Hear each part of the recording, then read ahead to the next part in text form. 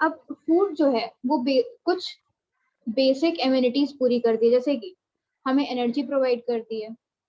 इसके अलावा ये हमें, जो हम इनसे एनर्जी लेते हैं वो ग्रोथ के में भी काम आती है। ठीक है, हमारे बॉडी टेम्परेचर को मेंटेन करना है, यानी कि होम्योस्टेसिस मेंटेन करने के लिए भी हमारे फूड का बहुत इंपॉर्टेंट रोल होता है। ठीक है, चौथा है, जो हमें कहीं कट वट लग जाता है तो हमारे टिश्यूज को रिपेयर करने के लिए भी फूड जो है वो बहुत ज्यादा इंपॉर्टेंट रोल प्ले करती है।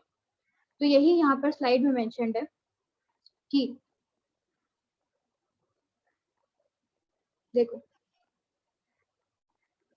Food is one of the basic requirements of all living organisms. ठीक है, फिर ये क्यों इसका जरूरत क्या क्या है, तो यहाँ पे देखो चीजें मेंशन्ड है, जैसे एनर्जी के लिए। ठीक है, सेकंड, मटेरियल फॉर ग्रोथ। एक मैं पॉइंटर ढूंढ रही हूँ, कहाँ से पॉइंटर एक्टिवेट हो।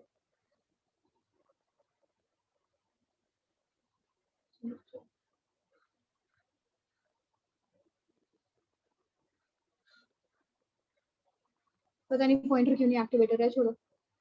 तो food is one of the basic requirements for all living organisms. ठीक है, जैसे एनर्जी के लिए इंपॉर्टेंट है, मटेरियल फॉर ग्रोथ के लिए इंपॉर्टेंट है, maintenance of body temperature and repair of tissues. तो ये कुछ बेसिक रिक्वायरमेंट्स है फूड के लिए। अब नेक्स्ट स्लाइड पे चलते हैं। इसके बाद जो फूड है वो हम एज सच इनटेक नहीं कर सकते, जैसे कि अगर मान लो जो फूड है वो बायो मैक्रो मॉलिक्यूल्स के फॉर्म में अवेलेबल अगर है। बायो मैक्रो मॉलिक्यूल्स मैंने बताया था, बायो मॉलिक्यूल्स में कि कुछ माइक्रो मॉलिक्यूल्स होते हैं, कुछ मैक्रो मॉलिक्यूल्स होते हैं। तो मैक्रो मॉलिक्यूलर फ्रैक्शन में वो सारी चीजें आती हैं जो छन के नीचे नहीं जा पाती और ऊपर ही रुक जाती हैं। तो उसी का हमने एनालिसिस करके उसी के बारे में पढ़ाई की थी। तो बायो मैक्रो मॉलिक्यूल्स फूड में प्रेजेंट होते हैं, और ये हमारे बॉडी में एज सच यूटिलाइज नहीं हो सकते, ओरिजिनल फॉर्म में यूटिलाइज नहीं हो सकते। ठीक है, जैसे कि प्रोटीन, ठीक है, कार्बोहाइड्रेट, ये सारी चीजें एज सच हमारे बॉडी में यूटिलाइज नहीं हो सकती। तो हमें क्या करना पड़ता है, इसे ब्रेक करना पड़ता है। ठीक है, अब इसे ब्रेक करेंगे दो मेथड से। पहला है मैकेनिकल,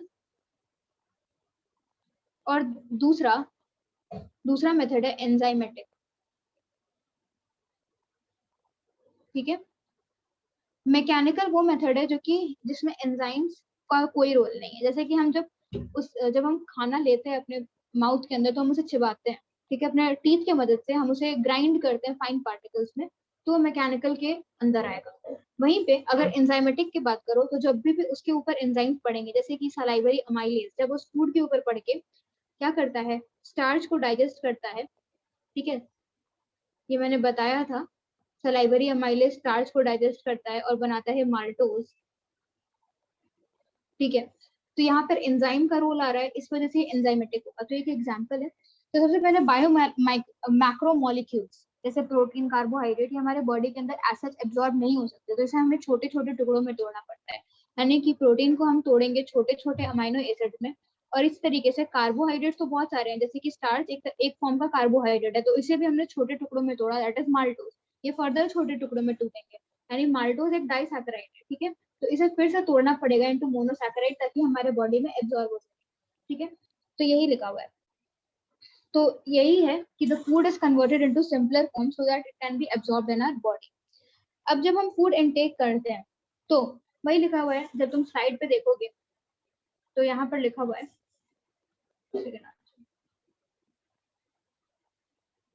देखो, जब भी फूड इनटेक होता है, ये ब्लू वाला बॉक्स देखना यहाँ पर, ठीक है, जो अभी येलो से मार्क हुआ, कार्बोहाइड्रेट्स, प्रोटीन्स और फैट्स के फॉर्म में है। अब क्या होता है इसमें, जब डिजेशन होगा, ठीक है, और डिफरेंट मेटाबॉलिक प्रोसेसेस होंगे, ठीक है, तो क्या होगा कि वो ग्लूकोज, अमाइनो एसिड्स और फैटी एसिड में छोटे छोटे टुकड़ों में टूट जाएंगे, बायो मैक्रो मॉलिक्यूल। ठीक है, अब the process of conversion of complex food, complex food क्या है, जो हमने इनटेक किया, ठीक है, जैसे रोटी, सब्जी, ये सब कॉम्प्लेक्स फूड है, इनटू सिंपल एब्जॉर्बेबल फॉर्म, जैसे glucose, amino acids, fatty acids, इसी प्रोसेस को हम कहते हैं डिजेशन, और इसी के बारे में हम पूरे चैप्टर में आज बात करेंगे। ठीक है, तो ये कम से कम 4 से 5 लेक्चर का टॉपिक है, फिर ये खत्म हो जाएगा। और ये कैसे कैरिड आउट होता है, by mechanical and biochemical methods. तो वही मैंने लिखा, by enzymatic and non enzymatic, यानी कि मैकेनिकल मेथड्स। अब इसके बाद देखो क्या होता है, ये बेसिक इंट्रोडक्शन है, अभी ये बेसिक इंट्रोडक्शन ही चलेगा, ठीक है।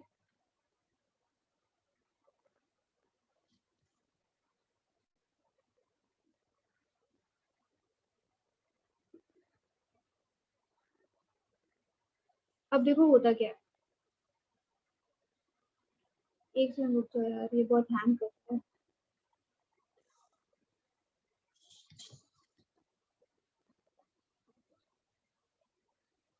देखो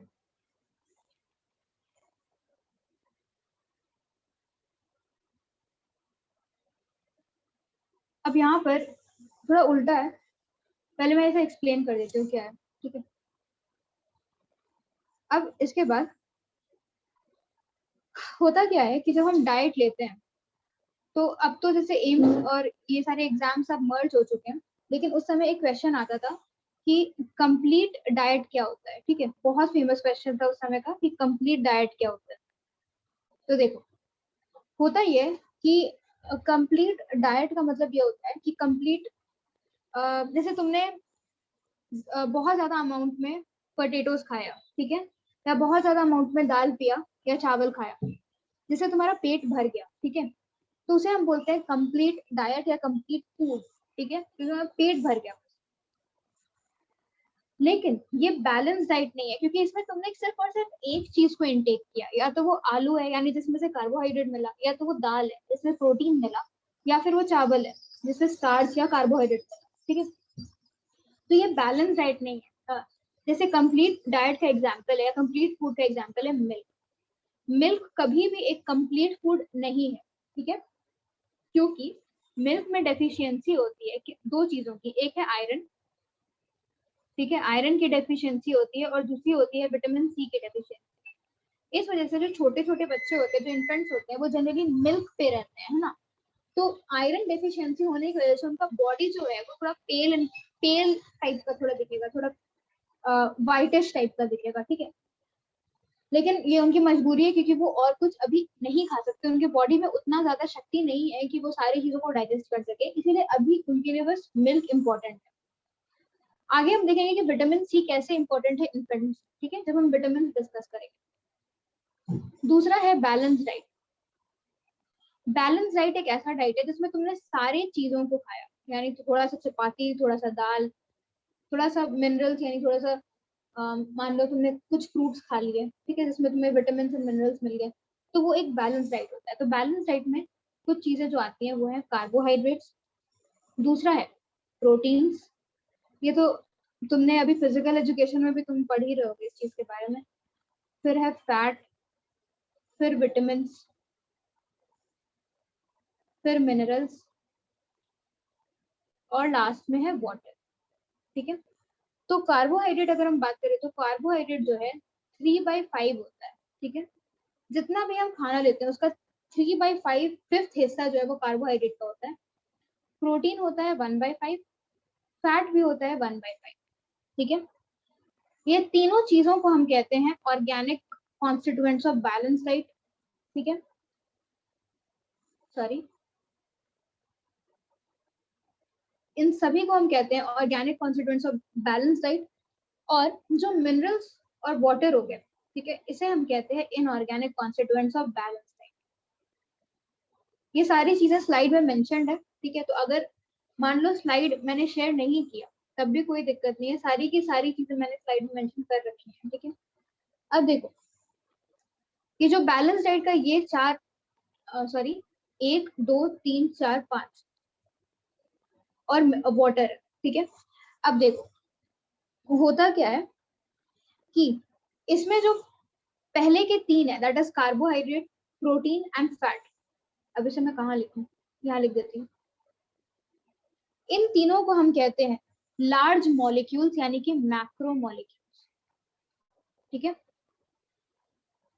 अब जिन्होंने बायोमोलिक्यूल्स अच्छे से पढ़ रखा है उन्हें पता है कि मैक्रो मॉलिक्यूल्स के अंदर ही ये तीन चीज आएंगे, है ना।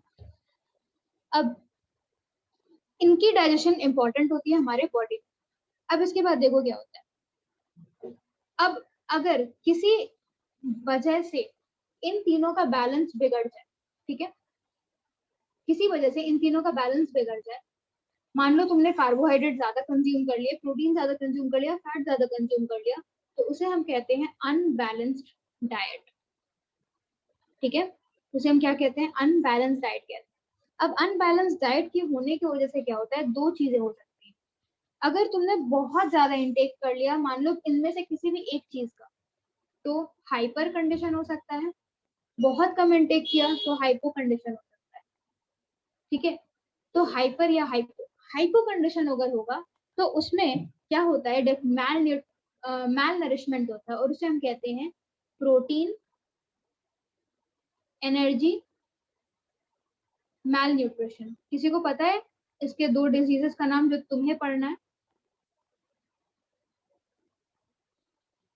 किसी को आइडिया है? चलो ठीक है, इसके दो डिजीजेस हैं, क्वाशियोकर या फिर क्वाशियोकर एंड मरासमस। ये दोनों पढ़ना है। और हाइपर, अगर तुमने बहुत ज्यादा कंज्यूम कर लिया तो तुम देखोगे कि एक इंसान जो रहता है बहुत ज्यादा मोटा हो सकता है, यानी कि उसमें ओबेसिटी आ जाएगी, मोटा हो जाएगा। दूसरा, उसमें गैस के प्रॉब्लम्स हो जाएंगे, तो क्या होगा कि उसे हम कहते हैं फ्लूटेंस। ठीक है, तो ये सारी चीजें हो जाएंगी अगर मान लो उसने ज्यादा कंज्यूम कर लिया तो अब आ जाओ यहाँ पे स्लाइड पे।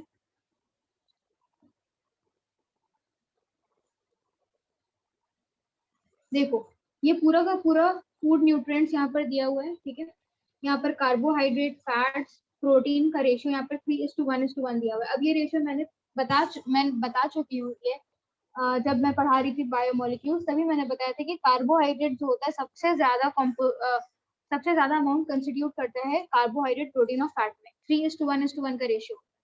और बाकी बची हुई सारी चीजें मैंने अपनी भी स्लाइड में लिख दी है। ठीक है, अब इसके बाद आते हैं।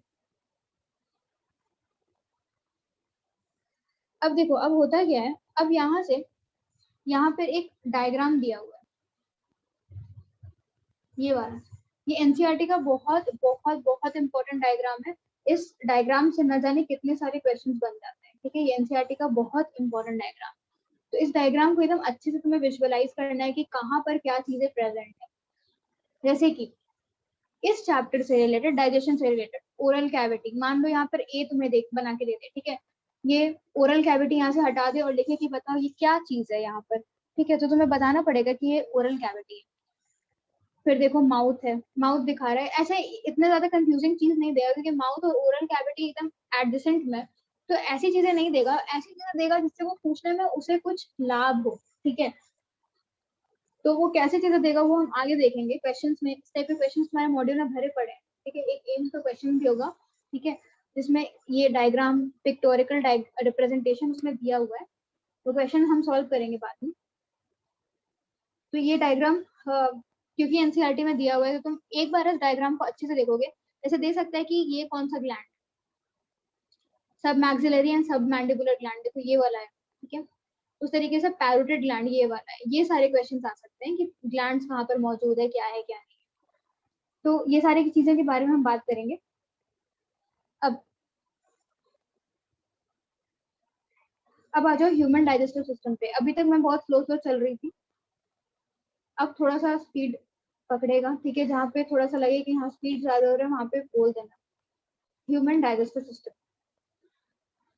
देखो ह्यूमन डाइजेस्टिव सिस्टम जो होता है उसे हम बोलते हैं कि ह्यूमन डाइजेस्टिव सिस्टम का ही एक पार्ट होता है एलिमेंट्री कैनाल।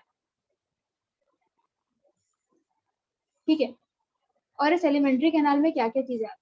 तो इस एलिमेंट्री कैनाल में आता है माउथ, इसी एलिमेंट्री कैनाल में आती है बकल कैविटी, उसके बाद बकल, माउथ के बाद बकल कैविटी आएगी, क्योंकि जब खाने तो मुंह में लोगे तो फिर बकल कैविटी में जाएगी। बकल कैविटी से तुम जब इनगल्फ करोगे तो फिर वो जाएगी common passage for food and air, that is pharynx. It is the common passage for food and air. फिर जब फेरिंग्स से पास होके कहाँ जाएगी, सोचो कहीं, सोचते जाओगे तो समझ में आएगी, रटने की चीज नहीं है। फिर जाएगी ईसोफेगस यानी कि फूड पाइप में। ठीक है, उसके बाद सीधे गिर जाएगी स्टमक के अंदर। स्टमक में इसका थोड़ा थोड़ा डाइजेशन होगा, जितना डाइजेस्टेड पार्ट नहीं होगा वो जाएगा स्मॉल इंटेस्टाइन में। फिर लार्ज इंटेस्टाइन में, और फिर एनल कैनाल के थ्रू बाहर, एनल कैनाल एंड एनएस के थ्रू बाहर हो जाएगी। ठीक है, तो ये देखो इसमें कोई रटने का चीज नहीं है, अगर तुम इसे अच्छे से देख लोगे समझ लोगे तो कोई रटने की बात नहीं है इसमें। अब एलिमेंट्री कैनाल जो होता है ये ट्यूबुलर स्ट्रक्चर होता है, ट्यूब लाइक स्ट्रक्चर होता है। ठीक है, यहाँ था tube with in tube body plan and all. तो एलिमेंट्री कैनाल एक ट्यूब लाइक स्ट्रक्चर होता है जो कि कहाँ से कहाँ एक्सटेंड करता है। तो ओपनिंग होती है उसकी माउथ से, एंड होती है उसकी एनस पे। ठीक है, तो इस तरीके से वो माउथ से लेकर एनस तक एक्सटेंड करता है, और ये डेराइव होता है एक्टोडर्म और एंडोडर्म से। अब देखो कैसे एक्टोडर्म और एंडोडर्म से डेराइव होता है, तो इसे ध्यान से समझ।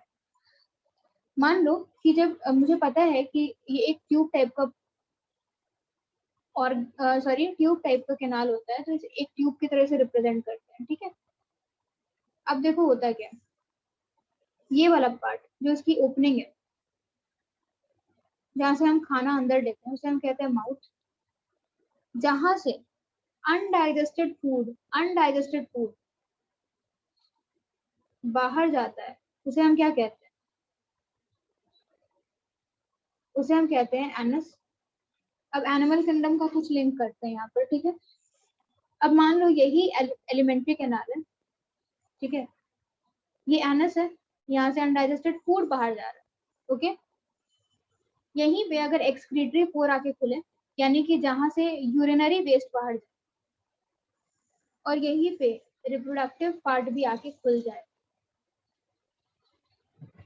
तो इस स्ट्रक्चर को हम क्या कहते हैं, कोई बोलेगा?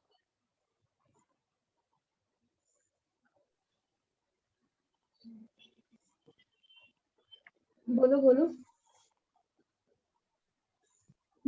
कोई बोल रहा है सर? किसी को पता है? सी किसी से को? start है बस हाँ, ये याद सी है। से स्टार्ट होता है, लेकिन क्या है? देखो वहां पे मैंने बहुत बार बताया था ये चीज, यहाँ पे ई आर और एनस तीन चीजें खुले, उसे हम कहते हैं क्लोएका। ठीक है, कहाँ प्रेजेंट होता है? तो एक एग्जांपल है एवीज में, यानी कि बर्ड्स में प्रेजेंट होता है। इतना बार बताया था मैंने, तुम्हें रिवाइज करो। ठीक है, तो ये क्लोएका है। ठीक है, लेकिन ये ह्यूमंस में नहीं होता, ह्यूमंस का ये है। ठीक है, ये जो यहाँ पर जो स्ट्रक्चर दिख रहा है, this is about humans. Humans का ऐसा नहीं होता, एक्सक्रीटरी, रिप्रोडक्टिव, एनस तीनों अलग अलग होते हैं, इसलिए तुम तीन डिफरेंट चैप्टर्स पढ़ रहे हो। ठीक है, अभी डाइजेस्टिव, उसके बाद जो भी एक्सक्रीटरी, और 12 में रिप्रोडक्टिव पढ़ते हैं। तो इस तरीके से याद कर सकते हो कि भूल जाओ कि एनस मतलब ये तीनों चीज क्लोएका हमें है कि नहीं, तो समझना कि तीन अलग अलग चैप्टर है, मतलब अलग अलग ही होगा। ठीक है, अब ये पूरा का पूरा है एलिमेंट्री कैनाल।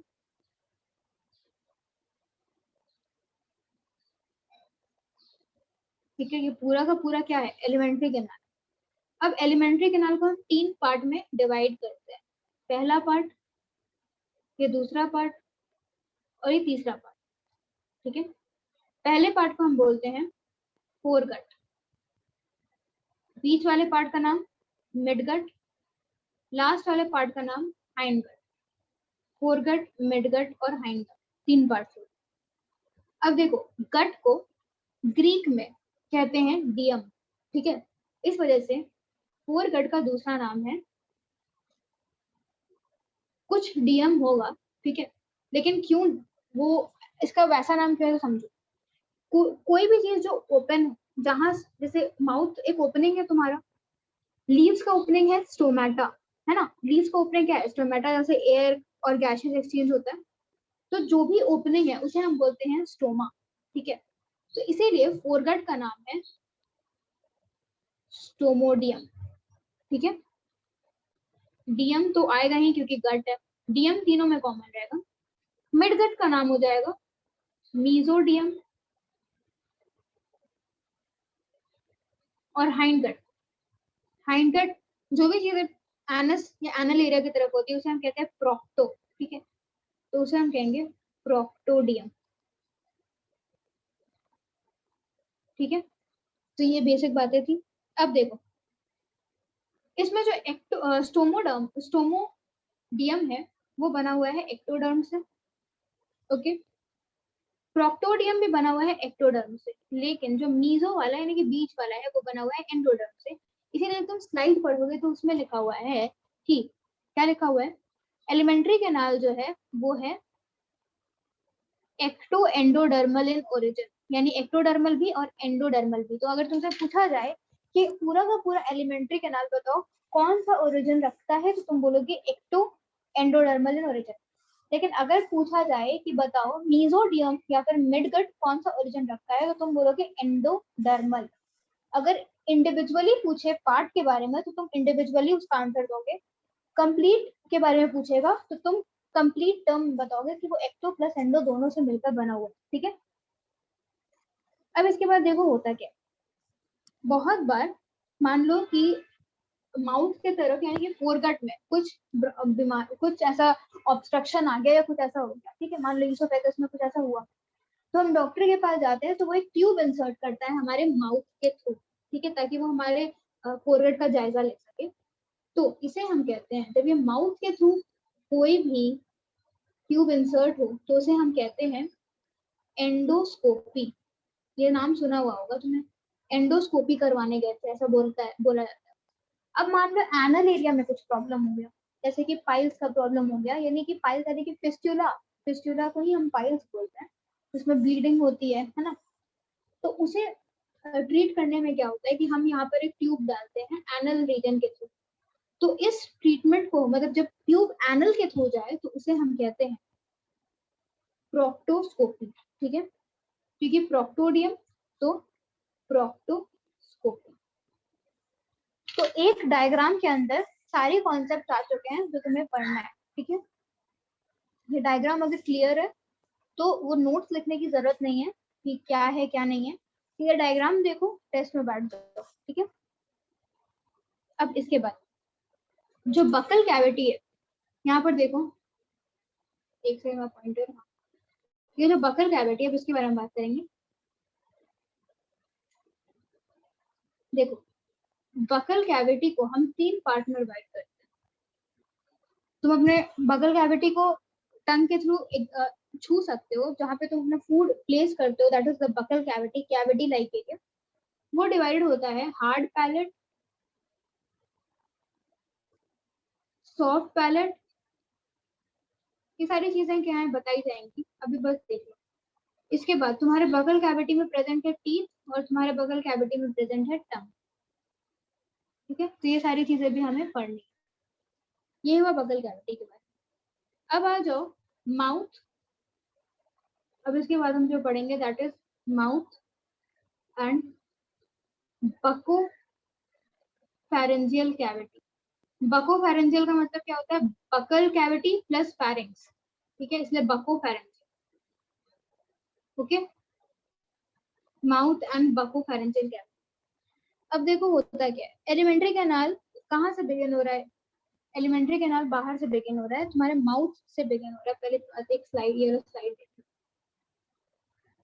ये स्लाइड दिख रहा है, ये तुम्हें लग रहा होगा थोड़ा अजीब सा, लेकिन जब तुम पढ़ोगे, मेडिसिन पढ़ोगे, तो एक्चुअली सारे मसल्स दिखाए हुए हैं, जो भी तुम्हें दिख रहा है ये रेडिश रंग का है ना, ये सारे मसल्स है, ठीक है। तो इसमें सारे मसल्स में नहीं जाना है, तो हमें क्या देखना है कि ये देखो, ये जो ग्रीन कलर का पूरा पार्ट दिख रहा है यहाँ पर, हरा हरा रंग का, ये एक ऐसा पार्ट है जो कि तुम्हारे लिप्स के चारों तरफ होता है, ये एक मसल है, ठीक है, और तुम्हारे लिप्स के मूवमेंट में ये हेल्प करता है, और इस मसल का नाम है और ऑर्बिक्युलरिस ऑरिस मसल।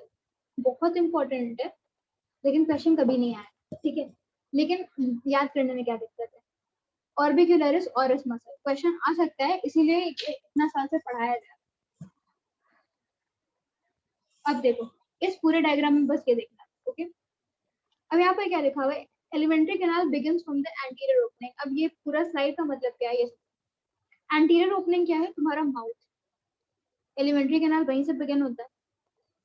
अब इसके बाद और ये पोस्टीरियर पे खत्म होता है, पोस्टीरियर लेग में क्या प्लेस है, एनस, ठीक है। तो अभी हम बात करेंगे माउथ के बारे में। माउथ जैसे तुम्हें पता है एक हॉरिजॉन्टल स्लिट लाइक अपर्चर है, हॉरिजॉन्टल स्लिट लाइक हो क्या लिप्स है, तो ये हॉरिजॉन्टल स्लिट लाइक अपर्चर है जो खुलता, जो गार्डेड होता है एक अपर लिप से और एक लोअर लिप से, है ना। और इसके चारों तरफ एक मसल प्रेजेंट होता है that is known as orbicularis oris, जो कि लिप्स को मूवमेंट प्रोवाइड कराता है। अब देखो यहाँ पर एक चीज यहाँ पर मेंशन है, सेकंड रुकना, हाँ, ये तुम्हारे लिप्स के पास यहाँ पर एक क्लेफ्ट टाइप का कुछ स्ट्रक्चर दिखता होगा, ये जैसे यहाँ पे बनाया गया है, यहाँ पर मैं पॉइंटर अगर दिख रहा हो तो तुम्हें क्लेफ्ट टाइप का अपर लिप के पास एक स्ट्रक्चर दिखता होगा। होता क्या है कि हमारा जो लिप्स है दैट इज ये जो हमारा दो फेस, ये यहाँ पर ये यहाँ से, अरे यार पॉइंटर ही काम नहीं कर रहा, रुको मैं बताती हूँ। ये एक इस टाइप का तुम्हें क्लेफ्ट लाइक स्ट्रक्चर दिखता होगा, ठीक है, तुम्हारे अपर लिप्स के ऊपर। ऐसा क्यों होता है? क्योंकि हमारा जो लिप्स है, अपर लिप जो है वो फ्यूजन से बना है, यानी कि यहाँ से हाफ पार्ट आया है और यहाँ से हाफ पार्ट आया है, और उसी फ्यूजन का एक बोलते हैं ना प्रमाण है ये यहाँ पर जो तुम्हें क्लेफ्ट टाइप का स्ट्रक्चर दिख रहा है। किसी किसी इंडिविजुअल में तुमने ऐसे बहुत सारे बच्चे देखे होंगे जिसमें ये फ्यूजन प्रॉपर नहीं होता है, ठीक है, तो उनका जो चेहरा है यानी उनका जो अपर लिप है वो कुछ इस तरीके से रैबिट की तरह दिखता है, ऐसा। ये फ्यूजन नहीं होने की वजह से, ये मान लो अपर लिप है और ये तुम्हारा लोअर लिप, तो इस तरीके से फ्यूजन नहीं होने की वजह से रैबिट लाइक दिखता है, और ये मान लो ये रैबिट है, तो इस टाइप के फ्यूजन नहीं हुए हुए स्ट्रक्चर को रैबिट लाइक लिप बोलते हैं, और रैबिट के लिप को हम बोलते हैं हेयर क्लेफ्ट, ठीक है। और उन इंडिविजुअल में जिनमें ये लिप्स का फ्यूजन नहीं हो पाता उनमें हम बोलते हैं कि हुआ है क्लेफ्ट पैलेट। एक बार क्या करना तुम लोग, क्लेफ्ट पैलेट का गूगल पे बस सर्च मारना, ठीक है, उसमें जो इमेज आएगा वो एक बार देखना। तुमने वैसे बच्चे अपने अराउंड कहीं ना कहीं जरूर देखा, ठीक है।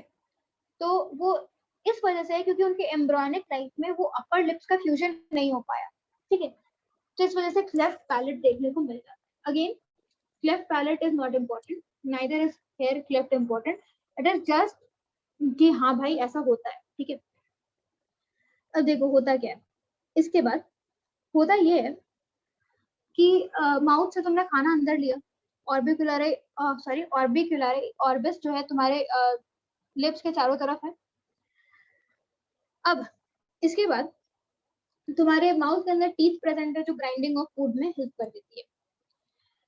इसके अलावा बहुत सारे ग्लैंड्स प्रेजेंट है हमारे माउथ के अंदर भी, है ना। माउथ के अंदर बहुत सारे ग्लैंड्स प्रेजेंट है जो कि अपना सेक्रीशन भी माउथ में डालते हैं, जैसे कि सब मैंडिबुलर ग्लैंड हो गया, सबलिंगुअल ग्लैंड हो गया, पैरोटिड ग्लैंड हो गया, ये सारी चीजें के बारे में भी हम पढ़ेंगे। अभी सिर्फ माउथ के बारे में इतना सा बस तुम्हें पढ़ना था।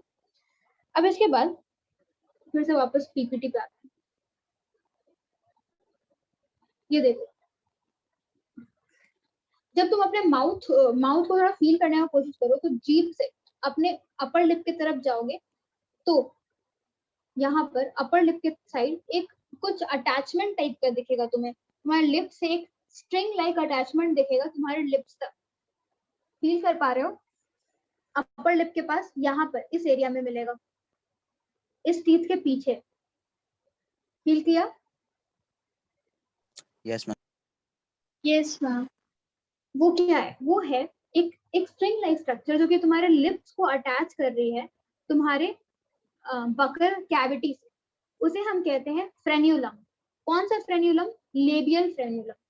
क्यों लेबियल फ्रेन्यूलम? क्योंकि देखो ये पूरा पार्ट, मैं मार्क तो नहीं कर पा रही, ये जो पूरा पार्ट है इसे हम कहते हैं लेबियल पार्ट, ठीक है, जो मैं ये कलर्ड से डिनोट करने की कोशिश कर रही हूँ। ये पूरा का पूरा लेबियल पार्ट होता है और ये लेबियल रीजन में ही प्रेजेंट है ये वाला फ्रेन्यूलम, तो इस वजह से इसे हम बोलते हैं लेबियल फ्रेन्यूलम। ऐसे ही तुम अपने जीभ को रिफ्लेक्ट करोगे, यानी कि ऊपर की तरफ लेके जाओगे, अपने जीभ को अपने पैलेट से टच करो तो तुम्हें एक लगेगा जीभ भी हमारे लोअर सरफेस से अटैच्ड किसी तरीके से, यानी जीभ के पीछे कुछ स्ट्रक्चर है जो उसे नीचे की तरफ अटैच करके रखते हैं। फील कर पा रहे हो? ये देखो ये ऐसे जीभ है, ठीक है, जीभ को इसने उठा कर रखा है, तो इस तरीके के कुछ स्ट्रक्चर्स हैं, ठीक है, जो तुम्हें जीभ को नीचे की तरफ जोड़ के रखते हैं। तो इस स्ट्रक्चर को हम बोलते हैं लिंगुअल फ्रेन्यूला, क्योंकि जीभ से रिलेटेड है इसलिए लिंगुअल वर्ड आ गया, ठीक है, तो लिंगुअल फ्रेन्यूला। अब देखो इसके बाद क्या है, ये बकल वेस्टिब्यूल है, ठीक है, इसे हम क्या कहते हैं, बकल वेस्टिब्यूल भी बोलते हैं। और यहीं पे जनरली हम कभी कभी अपने खाना को स्टोर कर लेते हैं, टेम्पररी समय के लिए खाना को हम यहाँ पे स्टोर कर लेते हैं। जब हम चबा रहे होते हैं बहुत ज्यादा मुंह में इकट्ठा हो जाता है तो हम क्या करते हैं, बकल वेस्टिब्यूल में उसे ले जाके इसे स्टोर कर लेते हैं। ये सारी चीजें मैं क्यों बता रही हूँ, ताकि तुम्हें ये सारी टर्म्स पता हो, ठीक है, कि बकल वेस्टिब्यूल क्या होता है, बकल फ्रेन्यूलम क्या होता है, सारी चीजें तुम पता हो, ठीक है। अब देखो होता क्या है, तो वही लिखा हुआ है the space between gums and चीक, तुम्हारे चीक और ये जो गम्स है उसके बीच का जो डिस्टेंस वो एक वेस्टिब्यूल फॉर्म कर रहा है, जिसमें तुम अपने खाना को स्टोर कर सकते हो शॉर्ट पीरियड ऑफ टाइम के लिए। ओरल कैविटी क्या है, तो देखो ओरल कैविटी ये है, ये पूरा का पूरा स्ट्रक्चर जो है ये ओरल कैविटी है, ठीक है। तो ओरल कैविटी के अंदर क्या क्या आ रहा है, टीथ आ रहा है, सफेद सफेद टीथ आ रही है, एक जीभ आ रहा है, ठीक है, ये टंग आ रहा है, जैसे हम मस्कुलर टंग बोलते हैं कि ये मस्कुलर नेचर का होता है। इसके अलावा ये जो तुम्हें पिंक कलर का स्ट्रक्चर दिख रहा है जो मैं कलर कर रही हूँ, ये पूरा का पूरा है पैलेट, ठीक है, ये पूरा का पूरा क्या है, पैलेट। यही दो पार्ट में डिवाइड होता है, ठीक है, दो पार्ट कौन कौन से होते हैं इसके, हार्ड पैलेट और सॉफ्ट पैलेट, ठीक है। I don't know if you are able to feel this और नॉट, लेकिन वैसे बताऊं कि तो वैसे फील करना। अपने जीभ को अपने इस पार्ट पे लेके जाओ, ये वाला जो पार्ट है इस पार्ट पे लेके जाओ, ठीक है,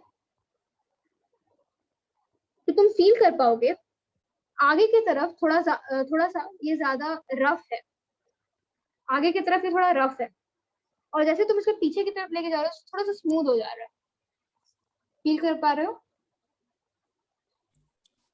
Yes, ma'am. आगे की तरफ थोड़ा रिजेस टाइप के इस तरीके से प्रेजेंट होंगे, और पीछे की तरफ पूरा का पूरा स्मूथ है।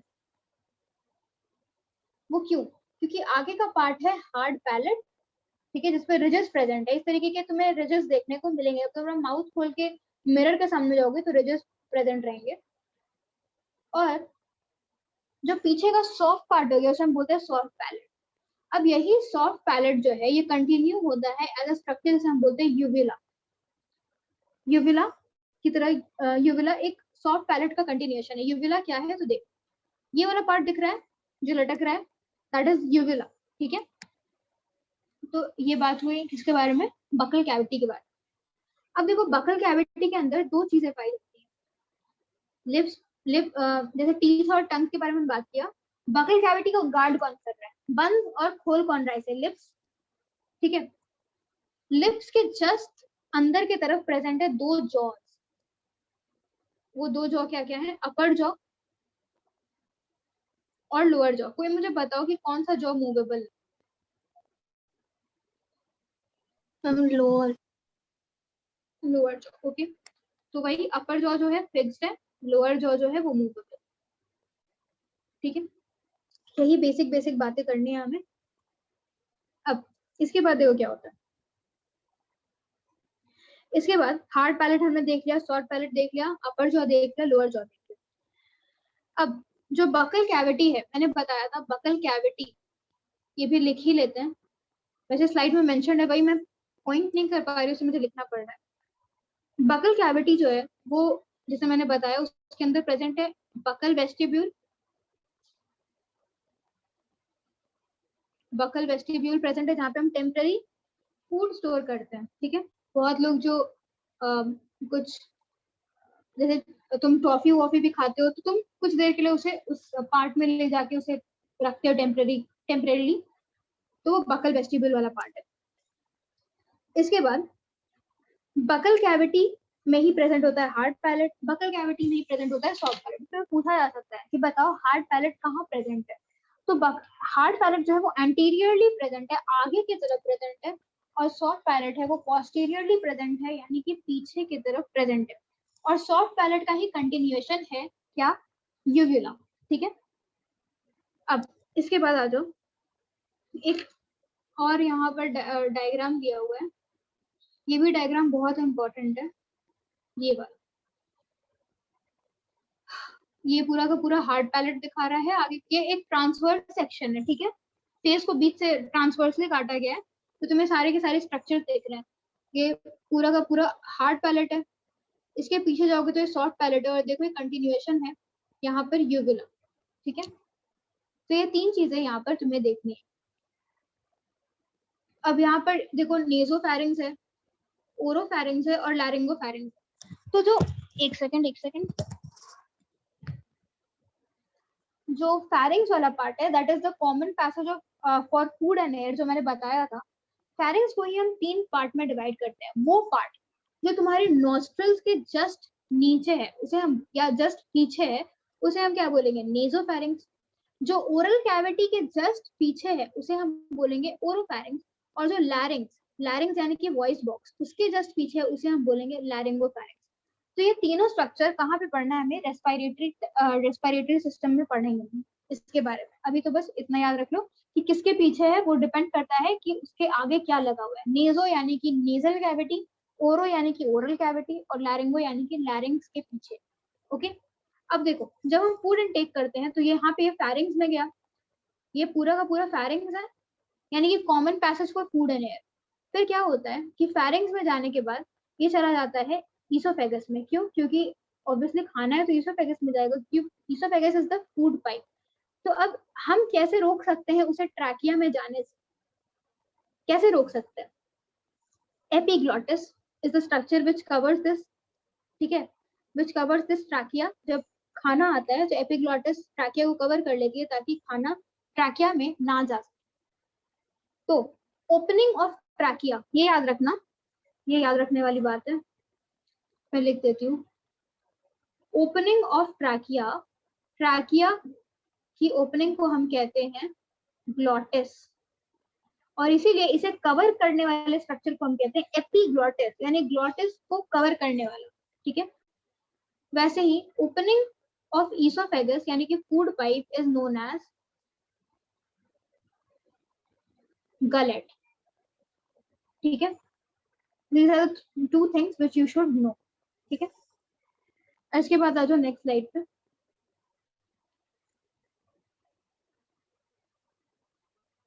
ये अब देखो होता क्या है, ये पूरा का पूरा यूवेला है, इसके दोनों साइड तुम्हें इस टाइप के स्ट्रक्चर दिख रहा है। ये क्या है? इन्हें हम कहते हैं टॉन्सिल, ठीक है। टॉन्सिल होता क्या है, जब भी मान लो कि विंटर सीजन, तो विंटर सीजन में क्या होता है कि जब हम कोई ऑयली फूड इनटेक करते हैं या फिर कोई भी ठंडे आइटम इनटेक करते हैं, मान लो ऑयली फूड का कुछ पार्ट जो होता है वो इस यूविला पे जाके डिपॉजिट हो जाता है। डिपॉजिट होने की वजह से क्या होता है कि इसके ऊपर माइक्रो ऑर्गेनिजम्स का ग्रोथ हो जाता है, ठीक है। अब माइक्रो ऑर्गेनिजम्स का ग्रोथ होने की वजह से हम जब भी पानी या कुछ पीते हैं तो क्या होता है, हमें वहां पे दर्द देता है, ठीक है। तो हम बोलते हैं कि जो हमारा टॉन्सिल्स है वो इफेक्ट हो चुका है। ये जनरली ठंडे सीजन में होता है, इसलिए ठंडे सीजन में हमें जनरली जब हम ठंडा गर्म खाते हैं तो हमारा टॉन्सिल्स इफेक्ट हो जाते हैं क्योंकि वहां पे माइक्रो ऑर्गेनिजम्स का ग्रोथ हो जाता है। इस कंडीशन को हम कहते हैं टॉन्सिलाइटिस, क्योंकि टॉन्सिल्स इनलार्ज, उसमें टॉन्सिल्स इनलार्ज हो जाता है। यहाँ पर देखो ये इनलार्ज स्ट्रक्चर है टॉन्सिल का, और इस कंडीशन को हम कहते हैं टॉन्सिलाइटिस। अब मान लो ये टॉन्सिलाइटिस किसी किसी ह्यूमन बींग्स में बहुत ज्यादा टाइम्स होता है, ठीक है, बहुत बार होता है, तो उसे बहुत दिक्कत होता है ना। तो डॉक्टर क्या बोलते हैं कि एक काम करिए, आप ये टॉन्सिल्स को रिमूव करा लीजिए, कोई दिक्कत नहीं है रिमूव कराने से, आप इसे रिमूव करा लीजिए। तो उसके रिमूवल को हम बोलते हैं टॉन्सिलेक्टोमी, ठीक है। ये देखो यहाँ पर टॉन्सिलेक्टोमी लिखा हुआ है, इट इज नोन एज टॉन्सिलेक्टोमी। कुछ भी चीज जैसे हटाया जाए उसके एंड में एक्टोमी लगा दिया जाता है। जैसे कि अभी तो तुम्हें पता नहीं होगा, लेकिन फॉर एग्जाम्पल जो 12th पास आउट है उन्हें पता होगा, वास्ट डिफरेंस को लाइगेट करना इज नोन एज वैक्सोटॉमी। हाँ, वैस्टेक्टोमी। उसी तरीके से फैलोपियन ट्यूब को लाइगेट करना इज नोन एज ट्यूबेक्टोमी, ठीक है। तो ये कुछ एग्जांपल है। एक्टोमी, एक्टोमी लग रहा है ना, यानी कि काट दे, ठीक है। तो वही यहाँ पर हम जो है टॉन्सिल्स को काट के हटा रहे हैं, रिमूव कर रहे हैं, इसलिए इसका नाम है टॉन्सिलेक्टोमी, ठीक है, टॉन्सिलेक्टोमी। इंपॉर्टेंट बात क्या है कि लिम्फ नोड्स हैं, ठीक है, ये पोस्टेरोलेटरल पार्ट में, देखो ये पोस्टीरियर है, soft palate is present on your posterior side, और उसके थोड़ा लेटरल जाओगे, यानी कि थोड़ा इस तरीके से जाओगे, लेटरली, देखो लेटरल, पोस्टीरियर लेकिन लेटरल, इसीलिए पोस्टेरो लेटरल साइड पे प्रेजेंट है टॉन्सिल्स, और टॉन्सिल्स के अंदर प्रेजेंट होते हैं लिम्फ नोड्स, ठीक है। लिम्फ नोड्स एक ऐसे स्ट्रक्चर होते हैं जो जनरली माइक्रो ऑर्गेनिजम्स को किल करने में हेल्प करते हैं, ठीक है। ये हमारे इम्यूनिटी को मेंटेन करते हैं। तो बस तुम्हें ये याद रखना है, टॉन्सिलेक्टोमी क्या होता है, टॉन्सिलाइटिस क्या होता है, ठीक है। और पैलेटाइन टॉन्सिल, पैलेटाइन यानी कि जो हमारे पैलेट के पास प्रेजेंट है, tonsil is present near the soft palate, इसलिए पैलेटाइन टॉन्सिल, इसमें लिम्फ नोड्स प्रेजेंट होते हैं। यहाँ तक किसी को कोई दिक्कत है तो बता, फिर हम टंग के बारे में बात करेंगे। हम ऑयली फूड से क्या होता है वो समझ नहीं आता टॉन्सिल को। ऑयली फूड से क्या होता है कि जब तुम ऑयली फूड खाते हो तो होता क्या है कि वो कुछ पार्ट ऑफ ऑयली फूड जो है वो तुम्हारे यूविला में जाके डिपॉजिट हो जाता है, ठीक है। तो यहाँ पर ये जो यूविला तुम्हें दिख रहा है, यहाँ पर जाके डिपॉजिट हो जाएगा कुछ कुछ छोटा छोटा उसका हिस्सा। अब जहां पर भी कुछ डिपॉजिट होता है, it is a good place for micro organism and bacteria to grow on, है ना, क्योंकि वो बैक्टीरिया के लिए बहुत अच्छा सोर्स होता है खाने का, तो वहां पर बैक्टीरिया ग्रो करना शुरू कर देते हैं। इस वजह से क्या होगा कि तुम्हारा जो अब इसी रीजन के अराउंड यहाँ पर टॉन्सिल्स भी प्रेजेंट है, ठीक है। यहाँ पर टॉन्सिल्स प्रेजेंट होने की वजह से क्या होता है कि टॉन्सिल्स भी इफेक्ट हो जाते हैं। समझ में आया? Yes ma'am. मैम आपने बोला था टॉन्सिल में कोई लाइक इम्यूनिटी का कुछ होता है मैम, वो क्या था? इम्यूनिटी देखो, इंक्रीज टॉन्सिल्स के अंदर प्रेजेंट होते हैं लिम्फ नोड्स, ठीक है। लिम्फ नोड्स जो होते हैं उसमें प्रेजेंट होते हैं बहुत सारे लिम्फोसाइट्स। लिम्फोसाइट्स के बारे में मैंने बताया था एनिमल टिश्यू में कि लिम्फोसाइट्स जो होते हैं वो हमारे इम्यूनिटी प्रोवाइड करने में बहुत इंपॉर्टेंट रोल प्ले करते हैं, क्योंकि मान लो कोई फॉरेन ऑर्गेनिज्म आया तो लिम्फोसाइट्स उन्हें इनगल्फ कर लेते हैं, ठीक है। तो ये प्रेजेंट Yes, कहाँ ma'am. पे है, लिम्फोसाइट्स लिम्फ नोड के अंदर, और लिम्फ नोड कहाँ प्रेजेंट है, टॉन्सिल के अंदर, ठीक है। Yes ma'am. अब इसके बाद टंग,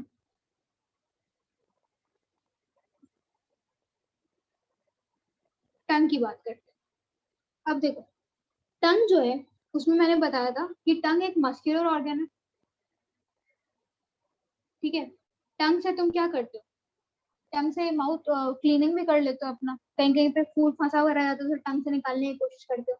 इसके अलावा टंग जो है वो इवनली मिक्सिंग ऑफ फूड में भी हेल्प करता है। इसके अलावा टंग के ऊपर प्रेजेंट होते हैं टेस्ट बड्स, तो ये टेस्ट सेंसेशन भी कैरी करता है, ठीक है। तो ये तीन चीजें हो गई। क्या क्या हुआ कि इसके ऊपर प्रेजेंट है टेस्ट बड्स, दूसरा ये फूड को मिक्सिंग में हेल्प करता है, तीसरा क्लीनिंग ऑफ माउथ में भी ये हेल्प कर देता है। इसके बाद जो टंग है वो अटैच्ड होता है हमारे ओरल कैविटी के फ्लोर से by the help of a structure that is known as a lingual frenulum. Okay, lingual frenulum. अब होता क्या है कि ये जितने भी projections that is taste bud, ये प्रेजेंट होते हैं in the form of projections, और ये प्रोजेक्शंस को हम बोलते हैं पैपिला, ठीक है। जब तुम अपना टंग देखोगे कल, जब टंग क्लीनिंग करोगे सुबह सुबह, तो देखना उसमें छोटे छोटे प्रोजेक्शन इस तरीके से पाए जाते हैं, वही है टेस्ट बड्स के लिए, दैट इज पैपिला, ठीक है। तो होता क्या है, यही पैपिला के ऊपर प्रेजेंट रहता है टेस्ट बड्स, ओके। और टेस्ट बड जो होते हैं वो एक रिसेप्टर होते हैं। कौन से रिसेप्टर होते हैं, तो दे आर गैस्ट्रो रिसेप्टर्स। तुम्हें बस इतना याद रखना है कि वो रिसेप्टर होते हैं, ठीक है। अब सबसे पहले टेस्ट बड्स के बारे में कुछ बातें, इसका एक डायग्राम यहाँ पर होना चाहिए था, ठीक है, नहीं है कोई दिक्कत नहीं। देखो यहाँ पर अगर तुम ध्यान से देखोगे तो अगेन ये एक ट्रांसवर्स सेक्शन है, ये एंटीरियर पार्ट दिखा रहा है टंग का, और यहाँ पर लिखा हुआ है फ्री। अब इसका मतलब क्या है, देखो होता क्या है, जब तुम अपने टंग को तुम आराम से बाहर की तरफ लेके जा सकते हो, लेके जा सकते हो, ठीक है। तो इसीलिए हम बोलते हैं कि हमारा जो टंग है वो फ्री है। कहाँ से फ्री है? एंटीरियर पार्ट उसका फ्री। मैं डायग्राम की मदद से समझाती हूँ। मान लो कि ये बकल कैविटी का फ्लोर है, floor of the buccal cavity है, ठीक है। इसके ऊपर मैंने टंग बनाया, जस्ट अ सेकेंड।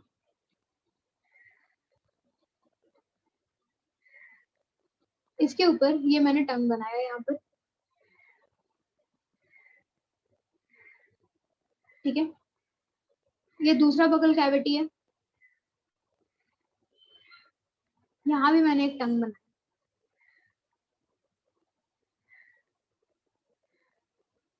तीसरा बकल कैविटी है, यहाँ भी मैंने एक टंग बनाया। ये 3 टंग जो है डिफरेंट ऑर्गेनिजम्स के लिए। अब इस टंग को अटैच कर देते हैं, क्योंकि ऐसे फ्री तो रहेगा नहीं, तो यहाँ पर अटैच कर देते हैं, यहाँ पर अटैच कर देते हैं, और इसे यहाँ पर भी और यहाँ पर भी दोनों जगह अटैच करेंगे।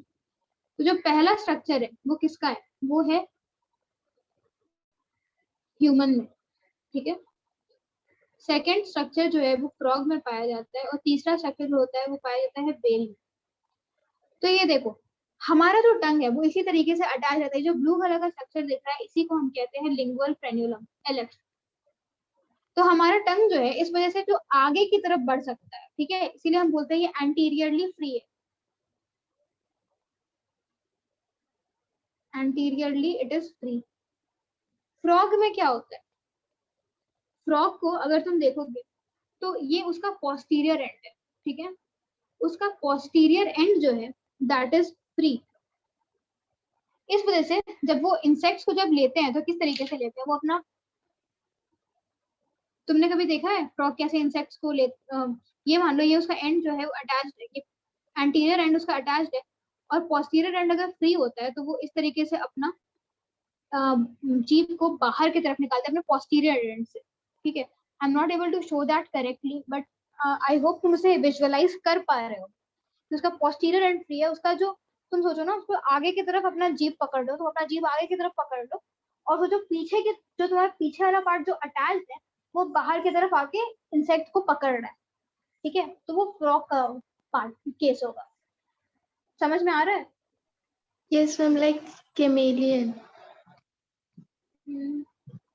कमीलियन का तो मुझे नहीं पता, क्योंकि मैंने कमीलियन देखा नहीं है।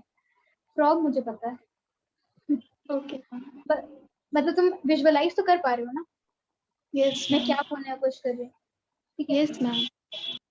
अब वेल में क्या होता है कि कोई पार्ट फ्री नहीं होता है, उसका दोनों पार्ट हमने रस्सी से जोड़ के रख दिया, ठीक है। तो उसका पार्ट मूवेबल ही नहीं होता है, तो इसलिए इट इज नॉन मूवेबल या not movable. Okay, these are the 3 things which you should know.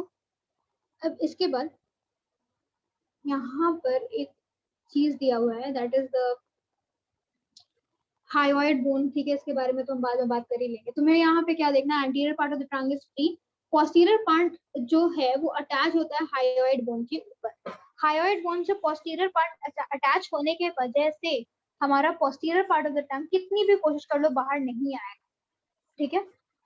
तो ये था टंग के बारे में। अब इसके बाद आ जाओ ये टंग का ये वाला स्ट्रक्चर। इसमें किसके बारे में? ये पूरा पूरा पूरा टंग तुम्हें दिख रहा है, ठीक है। इसमें क्या इंपॉर्टेंट है? तो सबसे पहले 2 टेस्ट सीरीज के क्वेश्चंस हम देख लेते हैं यहाँ पर। यहाँ टंग का एक इस तरीके से, रुको मैं इसे बना ही देती हूँ टंग को, तो बनाना बहुत मुश्किल है।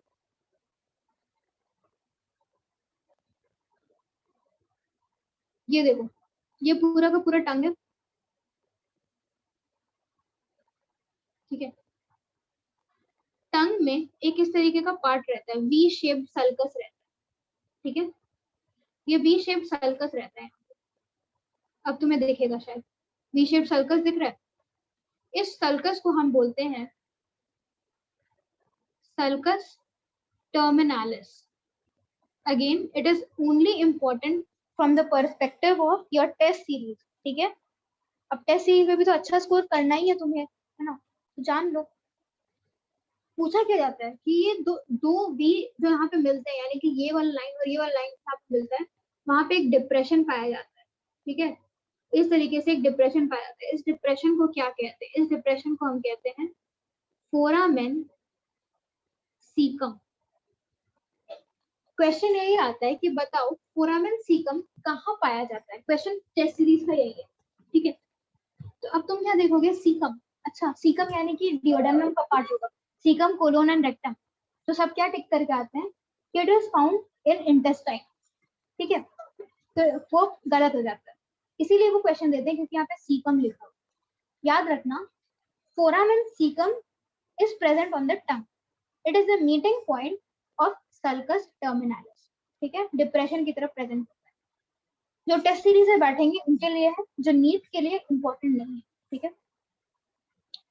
The two limbs of the met at a median point, वही लिखा हुआ है फोरामेन सीकम होता है। अब देखो ये वाला पार्ट जो है टंग का, जो पीछे की साइड है वो फैरिंग्स की तरफ है, तो उसे हम कहते हैं फैरेंजियल पार्ट, ठीक है। उसे हम क्या कहते हैं, फैरेंजियल पार्ट। आगे का पार्ट जो कि तुम्हारा ओरल कैविटी में, उसे हम कहते हैं ओरल पार्ट। अब तुम्हें दिख रहा होगा डायग्रामेटिकली कि ओरल पार्ट जो है वो थोड़ा ज्यादा बड़ा है। तो ओरल पार्ट जो होता है वो 2/3 पार्ट कंपोज करता है और फैरेंजियल पार्ट जो होता है वो 1/3 पार्ट कंपोज करता है, ओके, ठीक है। अब देखो Yes, होता क्या है, ma'am. अब देखो होता क्या है, अब होता ये है कि फैरेंजियल पार्ट से भी कुछ क्रेनियल नर्व्स जाते हैं और कुछ ओरल पार्ट से भी जाते हैं।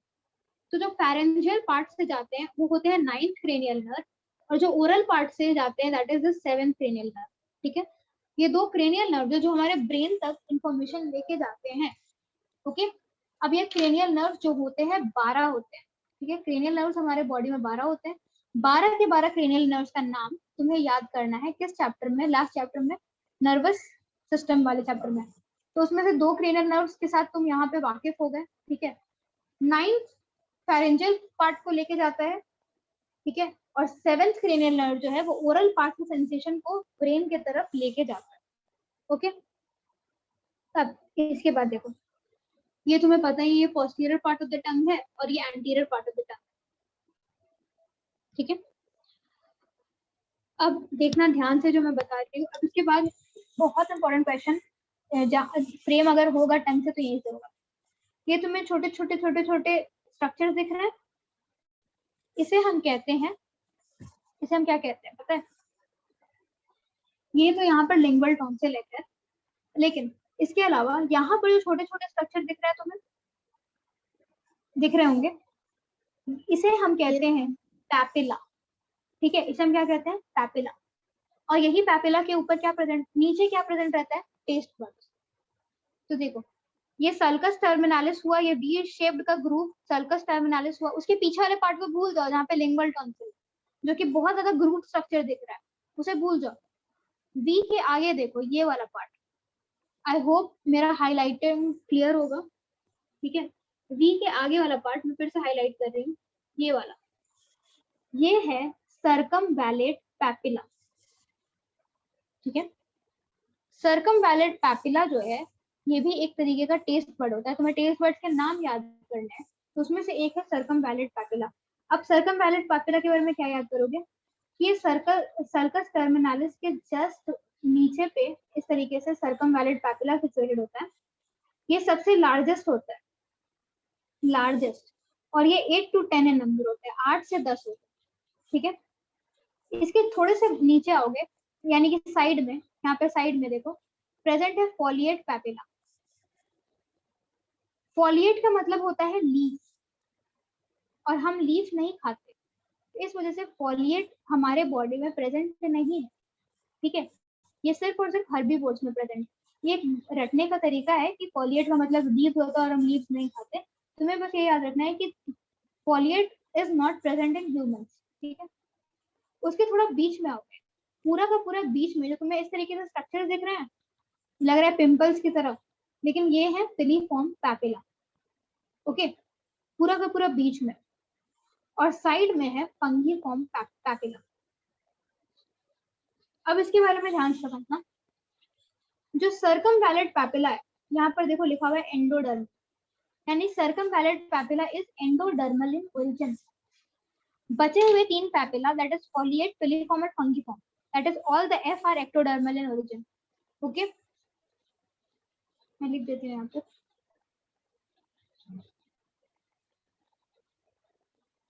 सर्कमवैलेंट इज एंडो, बचा हुआ 3F जो है दैट इज एक्टो, 3F से बेटर FFF लिख देती हूँ, तीनों का तीनों एक्टो है, ठीक है, जिसमें से फॉलिएट हमारे बॉडी में मतलब हमारे टंग में प्रेजेंट नहीं होता। अब इसका स्ट्रक्चर ध्यान से समझना,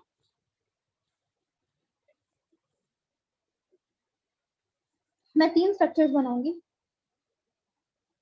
पहला है ये, ठीक है, दूसरा है ये, तीसरा है ये, और चौथा है ये टंग का सरफेस है और ये उसके ऊपर पैपिला है, ठीक है। ये इसके हर पैपिला के नीचे प्रेजेंट होता है टेस्ट बड्स। तो ये जो पार्ट दिख रहा है ब्लू कलर का, that is the taste bud and this is the papilla. तो तुम समझो, पैपिला में कुछ इस तरीके का रूफ लाइक स्ट्रक्चर होना चाहिए ताकि उसके नीचे टेस्ट बड्स हो, होना चाहिए कि नहीं होना चाहिए, समझ में आ रहा है ना? रूफ लाइक स्ट्रक्चर होना चाहिए तभी ना नीचे। ये देखो, ये हर हर पिंक पैपिला और उसके नीचे ब्लू टेस्ट बड, ठीक है। तो पैपिला एक ऐसा स्ट्रक्चर, एक रूफ लाइक स्ट्रक्चर बनाना चाहिए जिसके नीचे टेस्ट बड्स इनलॉज हो सके। Getting my point? Yes ma'am. ठीक है, क्या इस पैपिला में ऐसा रूफ बन रहा है जहाँ पे टेस्ट बड्स इनलॉज हो सके? नो मैम, नहीं बन रहा। तो इस वजह से इसका खासियत ये है कि इसमें कोई टेस्ट बड्स प्रेजेंट नहीं होता, नो टेस्ट बड्स प्रेजेंट।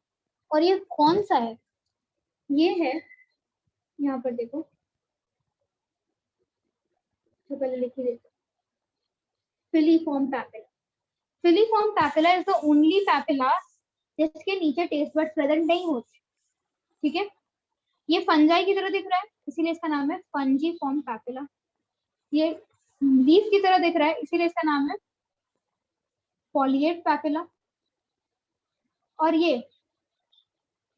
है सर्कमवैलेंट पैपिला,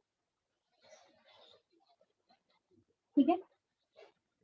अब इसके बाद ध्यान से समझना, फॉलिएट papilla is not present in humans, that is vestigial in humans, और filiform although present in humans उसमें टेस्ट बड्स एब्सेंट होता है, ठीक है। तो सारा का सारा चीज जो है ये तुम्हारे कहाँ मेंशन्ड है? स्लाइड में मेंशन्ड है, यहाँ पे मैंने समझा दिया, ठीक है। जितना ज्यादा डायग्रामेटिकली एक चीजों को समझोगे उतना ज्यादा बेटर होगा। अब इसके बाद ये पूरा का पूरा डायग्राम इम्पोर्टेंट है, इसी डायग्राम के अंदर सब कुछ मेंशन्ड है।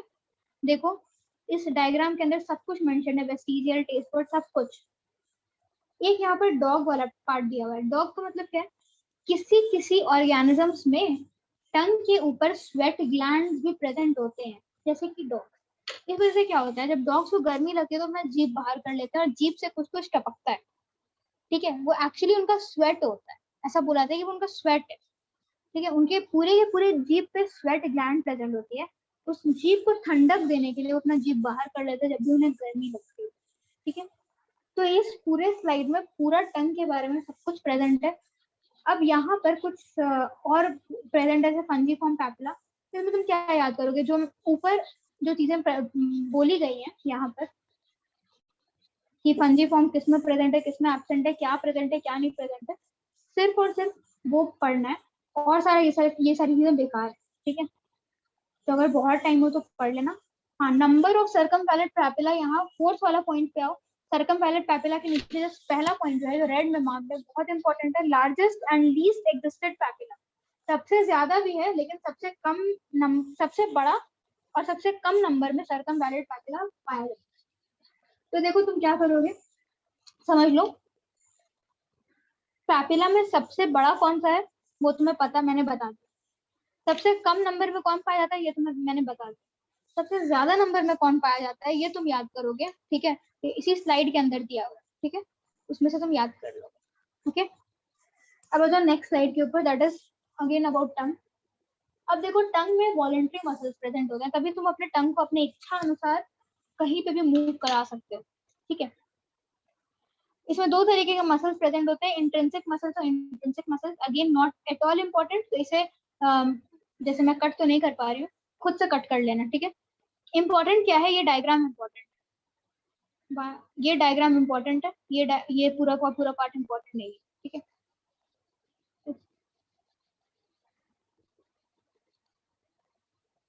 एक सेकेंड, अच्छा एक सेकंड रुकना, शायद I am able to write on this. ये पूरा का पूरा पार्ट इज नॉट इम्पोर्टेंट, ये भी इम्पोर्टेंट नहीं है, okay. Only the point that is important is this diagram which is important, and apart from this tongue is voluntary in nature, that is important।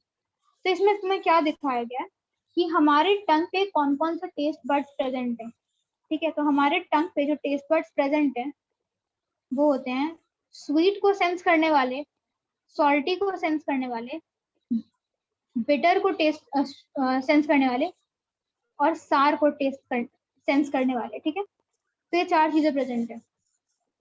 तो अगर जो टैबलेट्स हम लेते हैं वो जनरली कैसे होते हैं, बिटर इन टेस्ट होते हैं, तो अगर तुम उसे यहाँ प्लेस करोगे तो तुम्हें उसका स्वाद आएगा। इसीलिए अगर जब भी अगली बार टैबलेट लेना हो तो इसे इस एरिया में प्लेस करोगे, ठीक है, तो उसका स्वाद तुम्हें नहीं आएगा। उसी तरीके से अगर स्वीट यानी चीनी को अपने साइड ऑफ द टंग में लेकर जाओगे तो ये साइड ऑफ द टंग सिर्फ और सिर्फ सार टेस्ट कर सकता है, स्वीट नहीं टेस्ट कर सकता। तो इस वजह से तुम्हें यहाँ पर इसके सेंसेशंस नहीं मिलेंगे। सॉल्टी तुम्हारे टिप पे प्रेजेंट होता है, अगर तुम सॉल्टी को सार की जगह पर लेके जाओगे तुम्हें सॉल्टी का प्रेजेंस पता नहीं चलेगा। तो इससे हमें एक चीज सीखनी है, क्या कि बताओ हमारा टंग जो है वो कौन से टेस्ट सेंसेशंस नहीं ले सकता। क्वेश्चन ओपन फॉर ऑल है, बताओ। क्या हमारा टंग जो है वो स्वीट, सॉल्टी, बिटर, सार ये चार टेस्ट सेंसेशन ले सकता है, कौन सा टेस्ट सेंसेशन को नहीं ले सकता।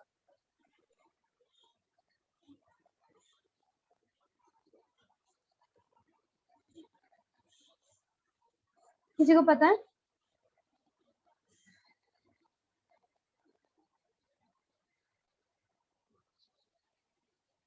ओके मैं बताती हूँ, थोड़ा अनएक्सपेक्टेड सा आंसर रहेगा। जो तीखापन होता है, स्पाइसी हमारा टंग सेंस नहीं कर सकता, ठीक है। स्पाइसी एक ऐसा टेस्ट है जो हमारा टंग कभी सेंस नहीं कर सकता। लेकिन हमें तीखा क्यों लगता है, क्योंकि स्पाइसी फूड में जो चिलीज प्रेजेंट होती है उसमें एक सब्सटेंस प्रेजेंट होता है, जो हम इनगल्फ करते हैं तो वो हमारे टंग में पूरी तरीके से स्प्रेड हो जाता है और हमारे नर्व्स को एक्टिवेट करता है, जिस वजह से हमें तीखा लगता है। ऐसे हम स्पाइसी को कभी टेस्ट नहीं कर पाएंगे, ठीक है। जैसे स्वीट, सॉल्टी को हम बता सकते हैं कि इसका टेस्ट ये है, इसका टेस्ट ये है। स्पाइसी को तुम टेस्ट नहीं बस फील कर सकते हो कि हाँ ये स्पाइसी है, ठीक है। तो स्पाइसी जो है वो हमारा टंग नहीं ले सकता। कहीं क्वेश्चन आए तो लिख देना। कितने बजे तक क्लास है? अब नेक्स्ट 5 बजे से। नहीं मेरी क्लास कितने बजे तक है? मैम 45 तक। ठीक है, तो इसके बाद मुझे टीच शुरू करना है, तो वो मैं अभी नहीं शुरू करूंगी, वो थोड़ा लंबा हो जाएगा। यहाँ पे किसी को डाउट?